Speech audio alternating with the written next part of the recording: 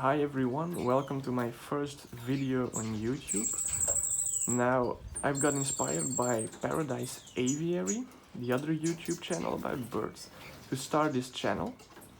And this is my first video, so I hope you will enjoy. I will talk about diamond firetails. Now in future videos, I will mostly focus on birds and reptiles. That's also why the name of the channel, Reptaves, rept from reptilians, and aves, the Latin word for birds.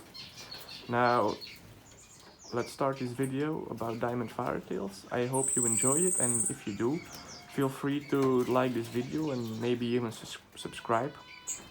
And I hope you enjoy. So this is how I select my diamond firetails. I have this large wall of small cages, which is ideally to put in a lot of birds to select them for breeding. Now, of all these birds, I am selecting 6 breeding pairs. Now, I have only 6 females here, and the rest are males.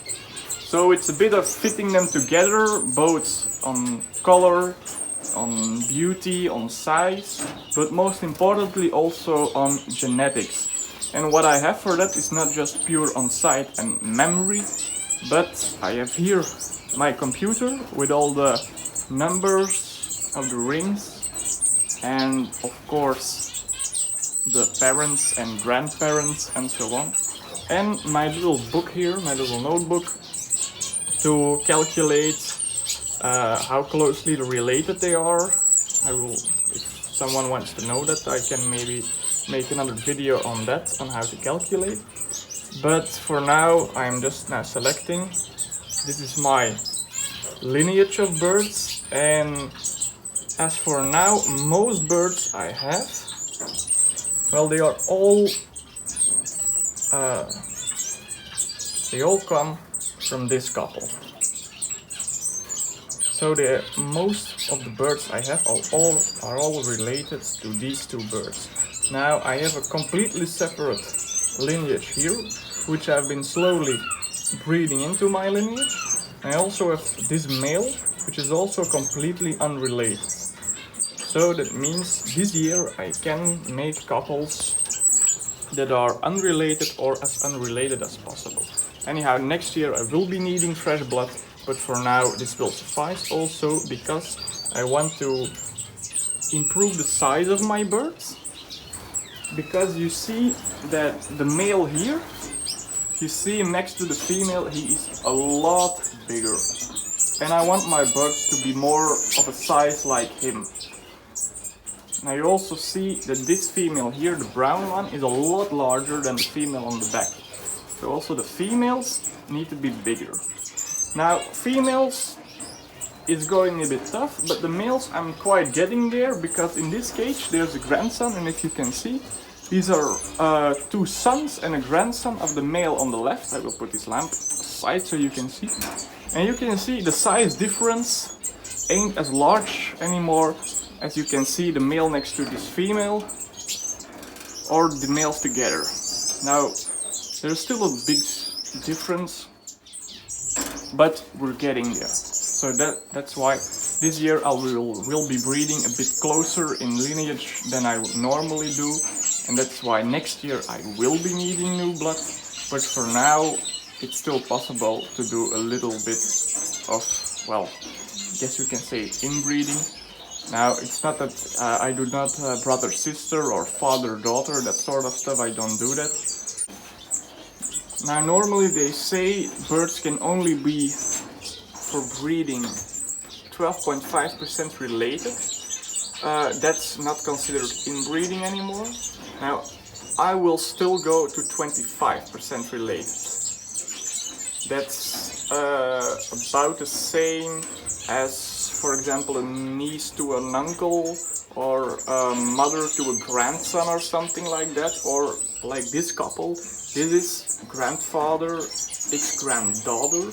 Why am I doing this? Because this is a granddaughter of this male. I know for sure she has the genetics for larger birds. So normally, even though this is a smaller female, if paired up to this male, it is possible larger birds will come out. Well, normally, since the genetics of size is intermediate, which means if you couple a small to a larger bird, most of the birds will be somewhere in between the two of them, and a few will be smaller, a few will be larger. So those few that will be larger, that are the ones I need.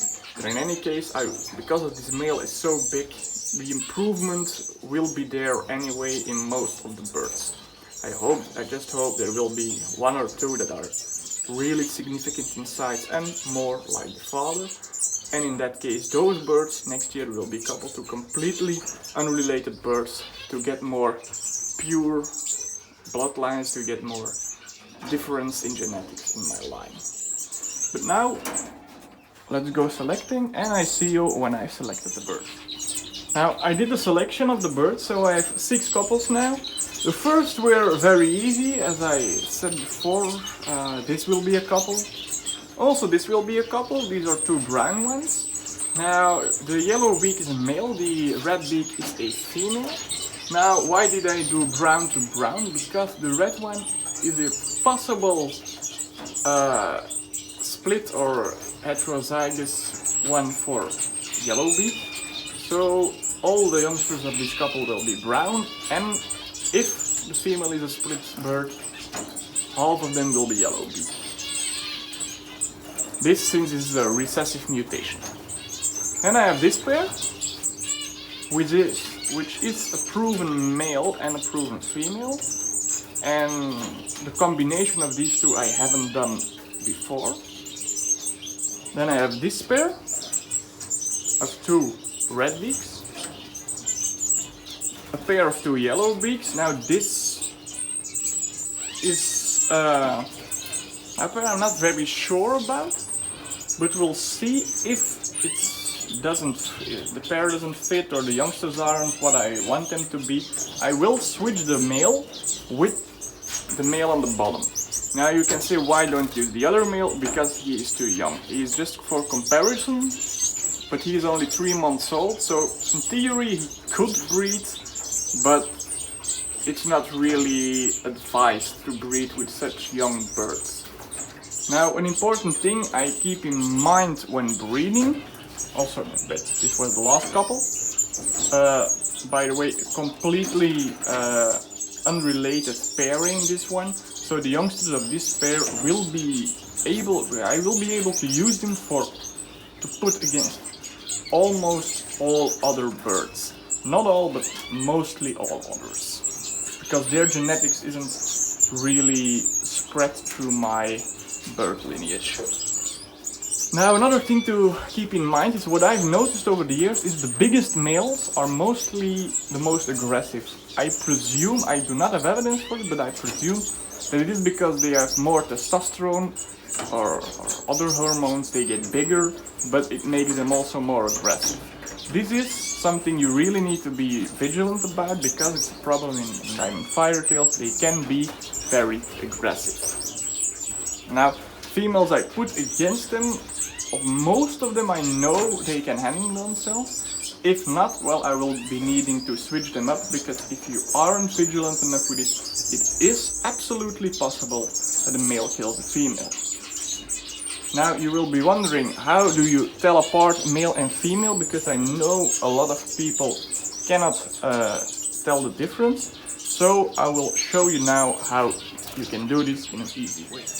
Now I will show this with both red beaks and orange beaks, but it is the same. Now you see the eyeball, the circle around it, the bird on the right, that's a male, the bird on the left is a female.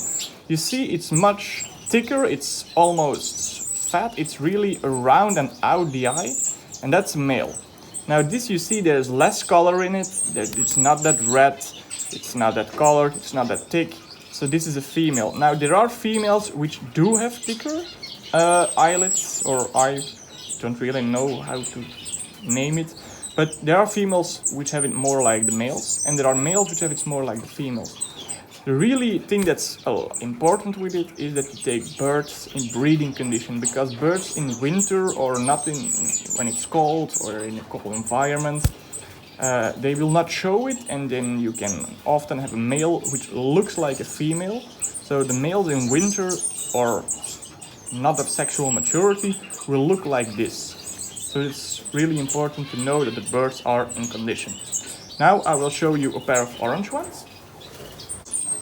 Again, the bird on the right is a male, thicker, more red or more orange, more color in it. A female on the left, you see, there is more color in than the red female I showed you earlier. But you see, it's not that thick, not as much colored as this one. So that's how you see the difference between these birds. Now the next thing you need to do is check their nails. They cannot be too long because they might puncture the eggs.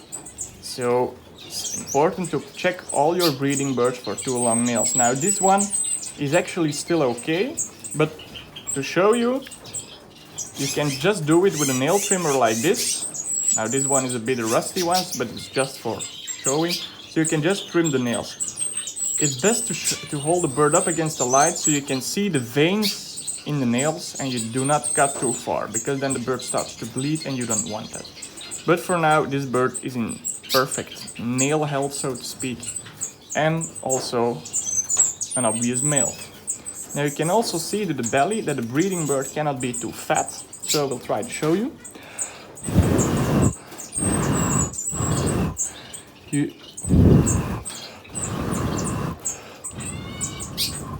As you see, this bird isn't too fat. If he would be too fat, then you would see a big yellow bulb on his belly here. But this bird is in perfect breeding condition. Now, the moment where we all waited for, let's put the bird in the aviary. Now we are in the aviary. Now my flights, they are 2 meters high, in length also 2 meters, and the height is 1 meter. In foot, that's about 7 by 7 by 3 foot, approximately.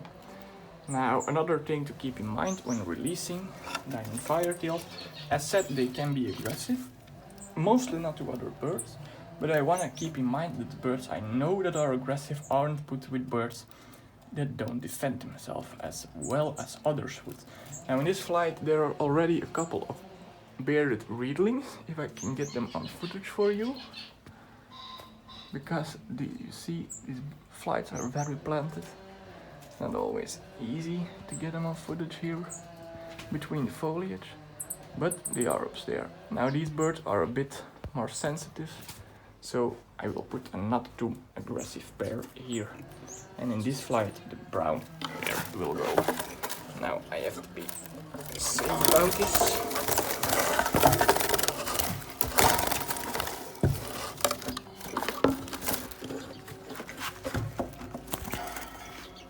And let's release them.